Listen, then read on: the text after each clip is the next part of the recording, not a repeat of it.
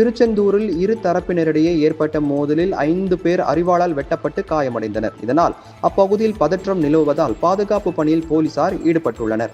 திருச்செந்தூர் கோகுல் நகரை சேர்ந்த Kannan gas cylinder delivery செய்வதற்காக சோனகன் விளை அருகே உள்ள நீல்புரம் பகுதிக்கு சென்றுள்ளார். அப்போது அப்பகுதியை சேர்ந்த கல்கண்டு என்ற ஜபராஜின் இருசக்கர வாகனத்தின் மீது கண்ணனின் லோடு ஆட்டோ உரசியுள்ளது. இதில் தகராறு ஏற்பட்டதில் கல்கண்டு ஜபராஜ் கண்ணனை தாக்கியுள்ளார். இதையடுத்து கண்ணன் அவரது ஆதரவாளர்களுடன் நீல்புரத்திற்கு சென்று ஜபராஜிடம் தகராறு செய்துள்ளார். அப்போது ஜபராஜ் தாக்கப்பட்டு திருச்செந்தூர் அரசு மருத்துவமனையில் அனுமதிக்கப்பட்டார். இதனால் ஆத்திரமடைந்த ஜபராஜின் மகன் நவீன் தனது ஆதரவாளர்கள் சிலருடன் சென்று தந்தையை தாக்கியவர்கள் மீது தாக்குதல் நடத்தியதாக கூறப்படுகின்றது. 5 பேர் அரிவாளால் வெட்டப்பட்டு சிகிச்சைக்காக தூத்துக்குடி அரசு மருத்துவமனை மற்றும் திருச்செந்தூர் தனியார் மருத்துவமனையில் மேல் சிகிச்சை மேற்கொண்டு வருகின்றனர்.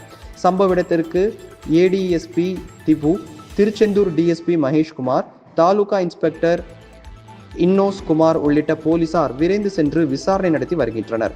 அப்பகுதியில் போலீசார் குவிக்கப்பட்டு பாதுகாப்பு ஏற்பாடுகள் பலப்படுத்தப்பட்டுள்ளன.